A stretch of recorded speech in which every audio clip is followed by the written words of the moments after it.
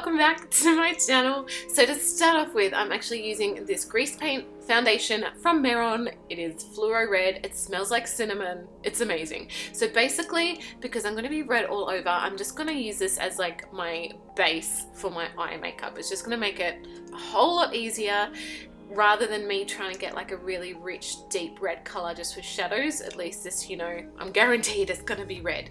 So applying this all over my base, and then I'm going in with a red shadow from Sugar Pill just to set that and lock it all in place. Moving on to my Jeffree Star Blood Sugar palette, I'm going in with the first shade, which is Fresh Meat, and just starting to deepening up the crease and just adding, you know, a little bit of depth in there.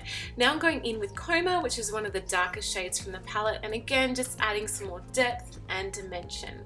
Lastly, going in with Poison Plum from Sugar Pill, which is just like a super bright purple shade, again just to add a little bit more texture and dimension. Next I'm going in with a highlight shade for my kind of cut crease, which is so weird that it's a red color, but you know, I'm going in with Blood Sugar and basically patting this over my exposed lid and also on my brow bone as well. Next, with eyeliner, I'm using the Kat Von D Dagger Tattoo Liner or Dagger Liner, whatever it's called. I will list all of the products that I've used today in the description box below as well, so make sure you check that out.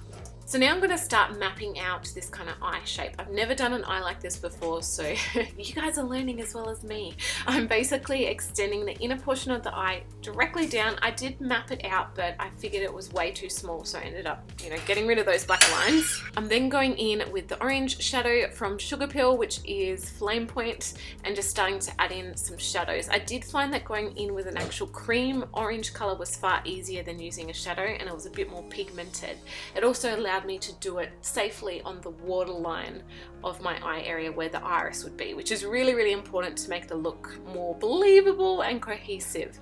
I'm then going in with, again, Blood Sugar from Jeffree Star and just adding a little bit of kind of dimension to that iris. So now I'm going to do the white part of my eye. To make this as big or as little as you like, I wanted to go a little bit more extreme. So I'm just going in with a white face paint. You can use a cream paint, a watercolor paint would work really well as well. Just make sure that you use like an eye safe paint if you're doing this on your waterline, which I ended up swapping to a cream based paint just for like my waterline area. So, you know, didn't want any stinging eyes happening. I'm also extending the eye out a little bit and making more of a straight line where it meets with my original eyeshadow. This way it's just going to be, again, more cohesive and look like, you know, it's an actual eye. Now I'm just doing that cream color on my waterline just around the iris. I'm now just going back in with that eyeliner and just slightly tracing around the iris just to make it pop a little bit more. Now I'm adding some Holy Grail lashes. These are amazing. I will list them in the description box below exactly what pair I've used. They are gorgeous and I think really complete this look. You need something that's kind of full on. So now I'm adding on the Tinsley Transfers. Again, I do have a link to these in the description box below. I basically peeled off that clear plastic layer, stuck them on, and now I'm going in with water and just like a face cloth, soaking it completely in water and then peeling off that back transfer paper once it's stuck on, and voila, this amazing prosthetic is now on my face. I did just want to quickly show you how to prepare these prosthetics as well. I did originally have footage showing you guys how to do it, but sadly I've lost it. So I'm reverting to another video that's up here on YouTube in which I used very similar horns. So basically you cut open the package, it comes with all instructions, everything you need to know for how to apply it. So basically you have this transfer sheet. There's a clear sheet on top and the prosthetics are kind of in between them. So what you want to do is peel off that first clear layer which has the prosthetic on it. It's very sticky once you peel it off. Then you're going to flip it upside down, place it back onto the transfer paper and basically press out any air bubbles. All you need to do then is just cut around the prosthetic and then you are ready to go. Alright, now the fun begins. Going back in with that Meron foundation and a foundation brush, and I'm basically applying this all over my face, my neck, my chest. Obviously, if you are going like this for Halloween, make sure you do your arms, your hands, any exposed area of skin. Just, yeah, go to town. It is actually a really beautiful product to work with. It does blend really nicely, but you do definitely need to set it because it transfers. I'm also patting it on around the prosthetic pieces and then going in with a smaller brush to do more detailed work around the eye area.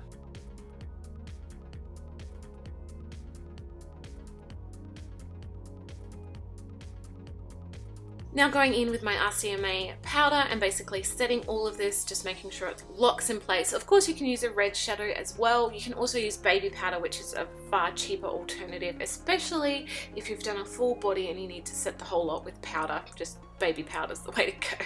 So now going in with those first kind of shadows that we used, the Fresh Meat, the Coma, and then the Poison Plum by Sugar Pill, and basically doing some contouring. I'm giving myself some boobs. I'm doing my collarbone areas around my face, my nose, my cheekbones, all of that jazz. Now going in with the Ink Liner by Pretty Vulgar. This is actually amazing. I love this product so much. I used it on one of my clients the other day and I was like, oh my god, it's so creamy and smooth and just delicious to work with. So basically I'm just outlining the eye area, making it a little bit thicker in some areas and just more detailed in other areas. The next step I am doing is creating some really large extended false lash flicks coming off from the top part of my wing, and I'm also going to be doing this on the lower lash line as well. Still using this same liner, I'm now filling in my brows and creating an amazing, gorgeous brow look. It's not hard when you've had your brows tattooed though.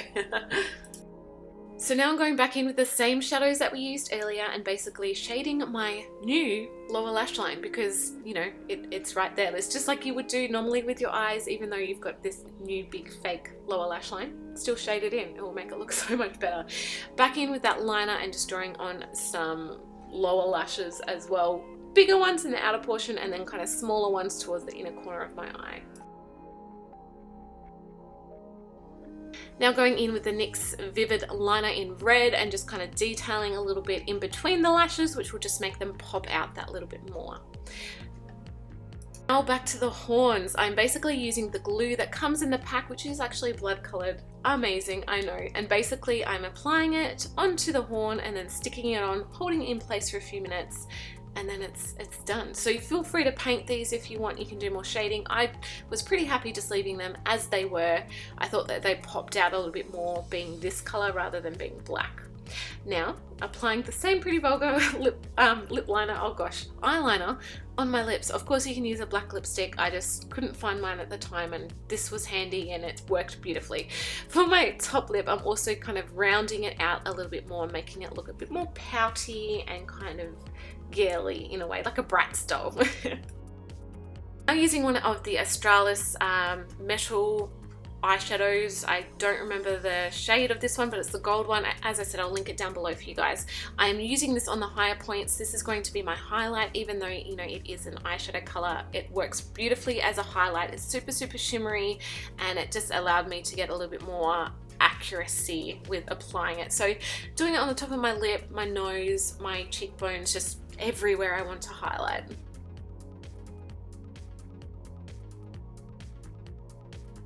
Lastly, I've added a wig. This wig, oh my gosh, I am in love. I need to buy like 1,000,000 of these. This is probably the most stunning wig that I own, and I own a lot of wigs. I've tried a lot of brands. So this wig is by Double Take. Again, I will link them in the description box below. I'll link this exact one. They've just launched. They're amazing. Oh my gosh, I cannot recommend them enough, but yeah. Anyway, so here you have the finished look. Thank you, Rainbow, so much for watching. I really hope you enjoyed this tutorial.